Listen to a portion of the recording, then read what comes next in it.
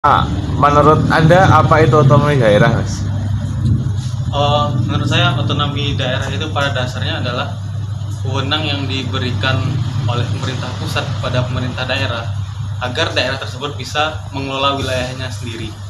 Nah, setiap daerah itu kan pastinya dia punya potensi masing-masing, yang mana potensi tersebut yang mengetahuinya dan yang bisa mengembangkannya lebih baik adalah daerah itu sendiri, bukan orang di luar daerahnya tersebut.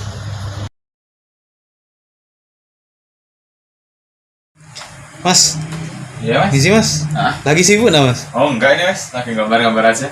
Mau nanya ini mas. Oh iya, ada apa, Mas? Apa pendapat mas tentang penerapan otonomi daerah di Indonesia?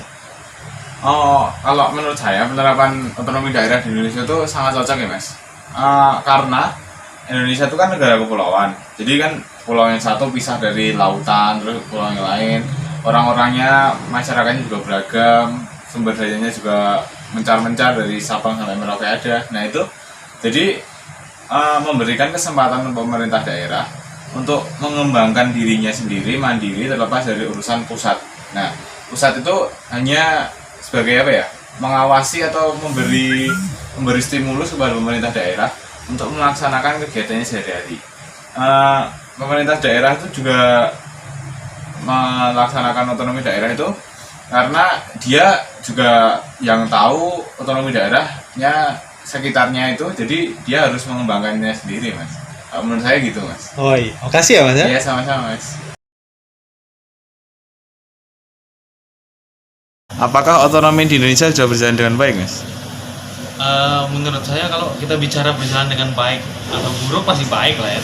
Cuman di satu sisi otonomi daerah itu sudah berjalan dengan baik karena pemerintah kita itu sudah berusaha semaksimal mungkin bikin peraturan, bikin regulasi, bikin program-program yang sangat menunjang akan keberlangsungan dari otonomi daerah itu sendiri.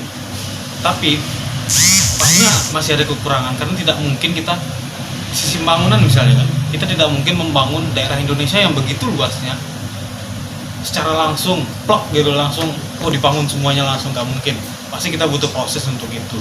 Nah, salah satunya dengan otonomi daerah tadi, dengan diberikannya daerah mengurus daerahnya sendiri, wilayahnya sendiri, agar lebih bisa pembangunan lebih intens dan lebih bagus nantinya gitu.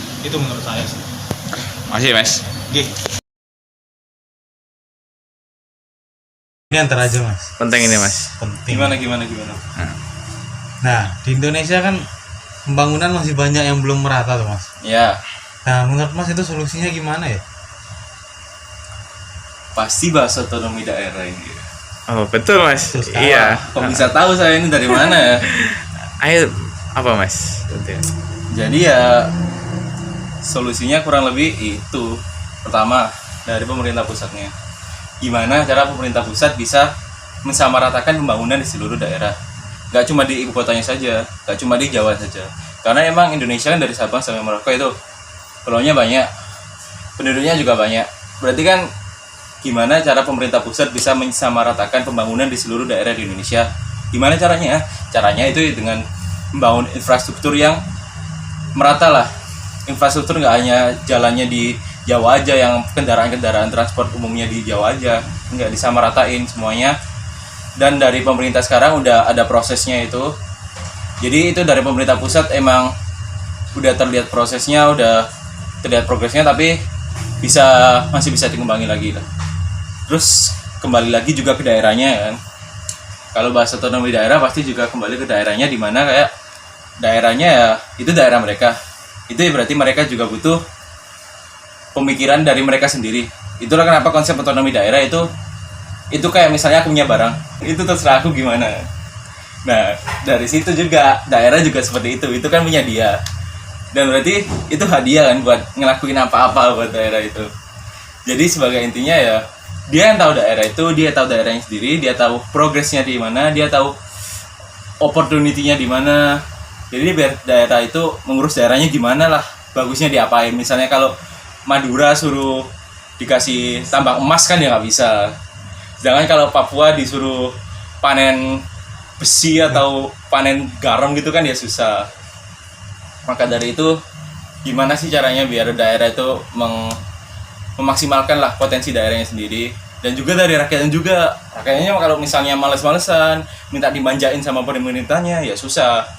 Gimana rakyatnya itu bisa kerja buat mendukung proses berkembangnya daerah mereka itu sendiri dan membantu pemerintah lah setidaknya. Pemerintah kan buat rakyat juga, dan rakyat ya seharusnya bisa koordinasi dengan pemerintahnya juga. Jadi ya bukan berarti kalau emang daerah itu kurang maju atau misalnya tertinggal itu bukan berarti salah satu pihak aja, enggak. Itu bisa aja dari salah pemerintah, salah pusat, salah daerah, dan salah rakyatnya juga. Itu ada pasti kemungkinannya ya, enggak cuma salah pemerintah aja atau cuma salah rakyatnya aja, enggak. Dan emang kalau masalah ketertinggal dan majunya satu daerah itu ya kembali lagi ke gimana sih kita sebagai rakyat dan kita sebagai pemuda ini bisa memajukan daerah kita masing-masing kan. Kita di kampus ini pasti dari Sabang sampai Merauke juga, dan pasti dari setiap pulau juga ada.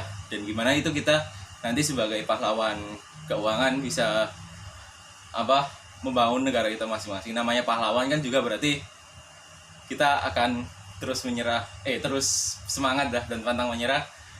Dan kita sebagai pahlawan pasti menangnya nanti di akhir-akhir kan. Mungkin kalau sekarang kita masih kalah, itu nanti pahlawan endgame gitu kan masih ada naik-naiknya sendiri di akhirnya nanti. Jadi ya tertinggal apapun daerah kalian ya jangan merasa gitu lah, jangan nyala-nyalain, tapi jadikanlah kalian yang merubah daerah kalian. Itu dari aku, dan terima kasih, aku mau main Mas. Ya, makasih ya Mas. Ya. Salim dulu Mas. Oh iya Mas.